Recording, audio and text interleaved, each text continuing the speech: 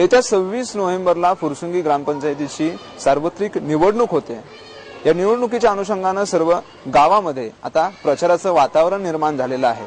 मागील 5 वर्षात सत्ताधाऱ्यांनी कशा पद्धतीने फुरसुंगी परिसराचा विकास केलेला आहे, त्याचबरोबर कोणती कामं प्रलंबित राहिलीत, का प्रलंबित राहिलीत, पाण्याचा प्रश्न असेल आणि फुरसुंगीचं एक वैशिष्ट्य म्हणजे इथं कचरा डेपो जो आहे तो कचरा डेपोच्या माध्यमातून इथले विविध प्रश्न असतात। इथला जो वाद आहे तो नेहमीच चर्चेत आहे। महापालिकेने सुद्धा काही अंशी त्यांना मदत केलेली आहे, पण त्याच्या तुलनेत फुरसुंगीचा विकास कशा पद्धतीने झाला, का कामं प्रलंबित आहेत याबाबत चर्चा करण्यासाठी फुरसुंगीतले सरपंच, उपसरपंच, त्याचबरोबर माजी सदस्य आणि इथले जाणकार माझ्यासोबत आता इथे आहेत। माझ्यासोबत आहेत सरपंच ज्योतिताई बुधुरकर, त्याचबरोबर ग्रामपंचायतचे सदस्य संजय हरपळे, सुहास खुटवट सामाजिक कार्यकर्ते आहेत, राजाभाऊ होले, राजाभाऊ सूर्यवंशी, शंकर नाना हरपळे, हे सर्व व्यक्ती आता माझ्यासोबत आहेत। त्यांना आपण विचारणार आहोत की कशा पद्धतीने फुरसुंगीचा विकास केला गेलेला आहे। मी सुरुवातीला सरपंचांच्याकडे जातोय, त्यांनी कशा पद्धतीने कामं केली हे त्यांना विचारूया। तुमचं नेक्स्ट जनरेशन न्यूज मध्ये स्वागत आहे। मागच्या काही वर्षांमध्ये तुम्ही कशा पद्धतीने कामं केलीत, कोणकोणते कामं तुम्ही मार्गी लावलेली आहेत? सगळ्यात महत्त्वाचं म्हणजे पाणी तर निसर्ग निर्मित आहे आणि कॅनेलवर अवलंबून आहे, त्यामुळे पाण्यासाठी जे काय आम्हाला उपाययोजना वगैरे करावं लागत होते त्यासाठी आम्हाला प्रत्येक वेळेस कॉर्पोरेशनची संपर्क साधावा लागत होता आणि त्यामुळे त्यांच्याशी भेटीगाठी करून फिल्टर प्लॅनचा जो अर्धवट आहे त्याच्यासाठी आम्ही वेळोवेळी मिटिंगा केलेल्या आहेत।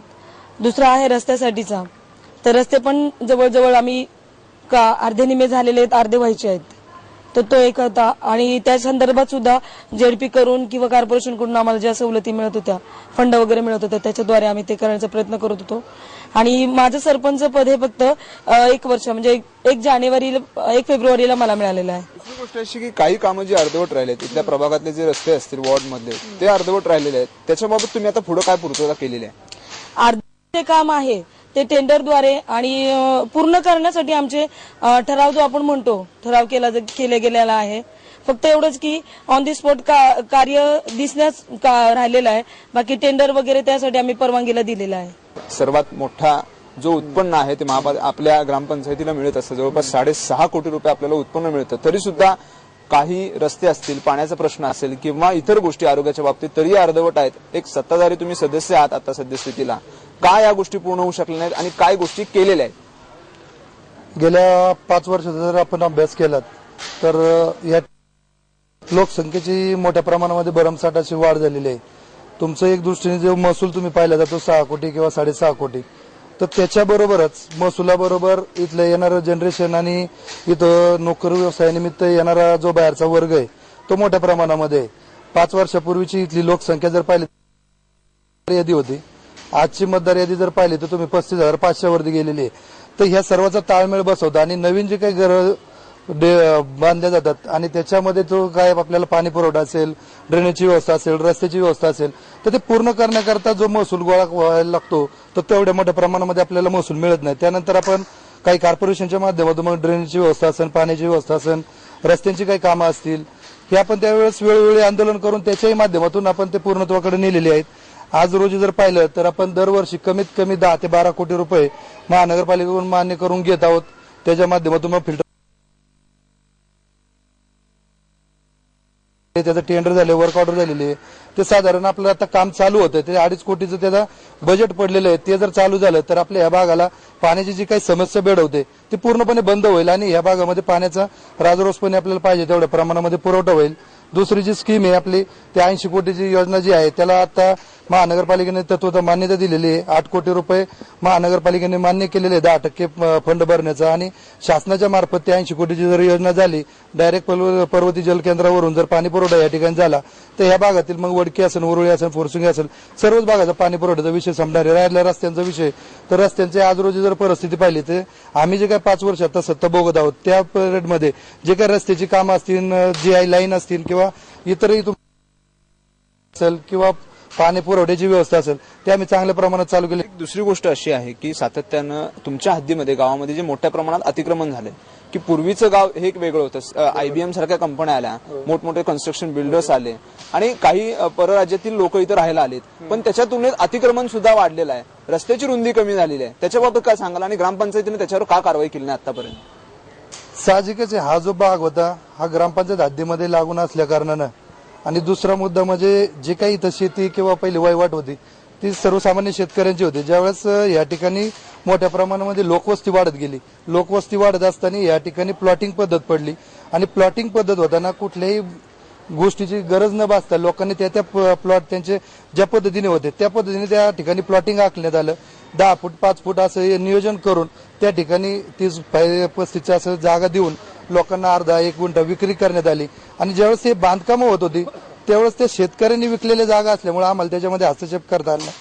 आपल्याला नगर विकास खात्याने त्या माध्यमातून काय असं नियोजन दिलेलं नव्हतं या भागाचं डेव्हलपमेंटचं.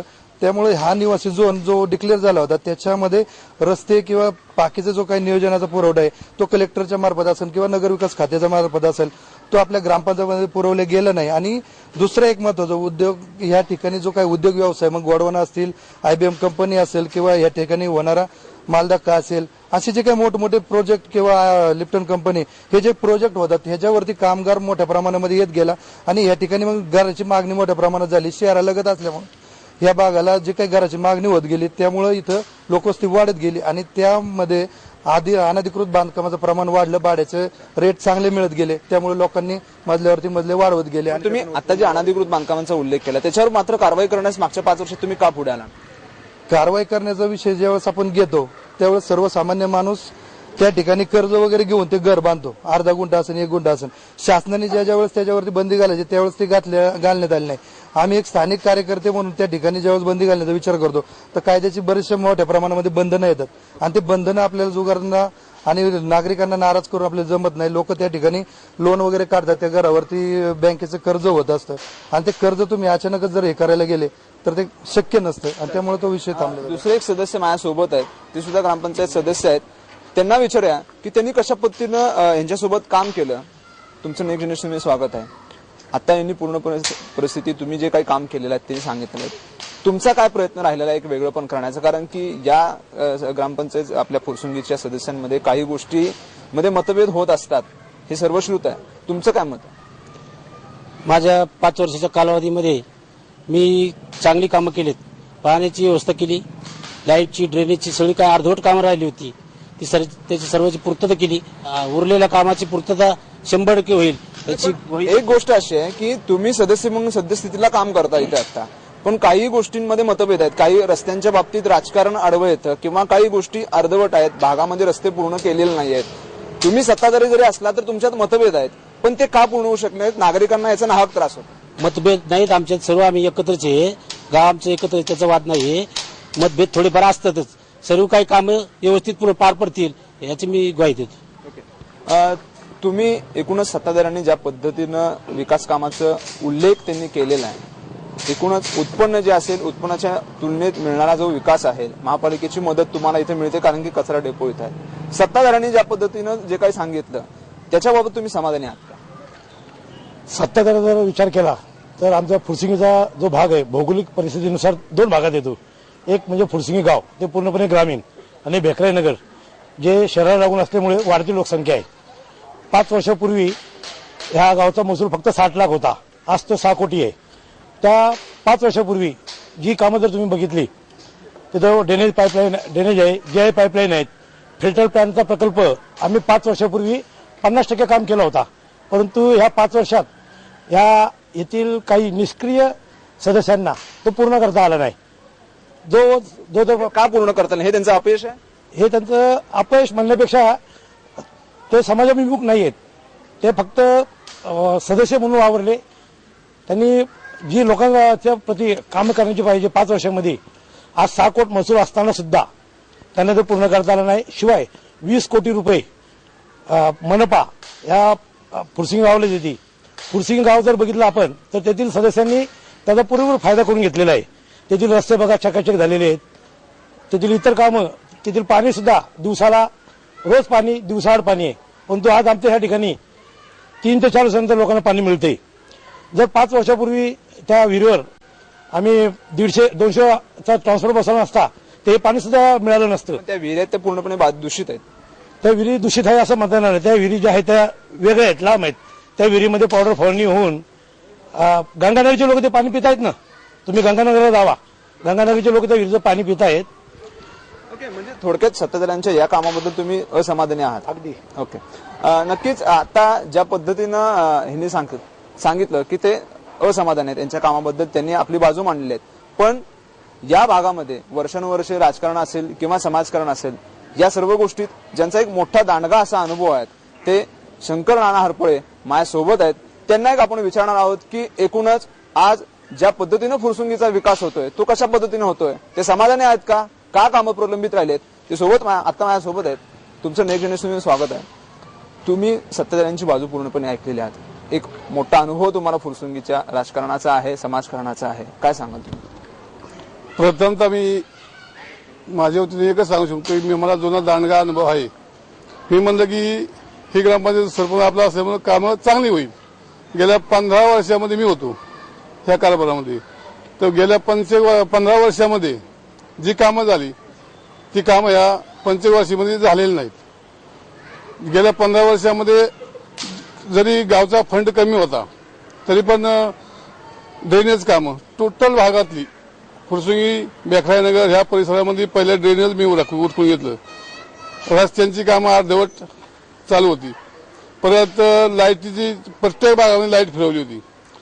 दुसरं म्हणजे पाणी प्रश्न फक्त हा बिडसवत होता.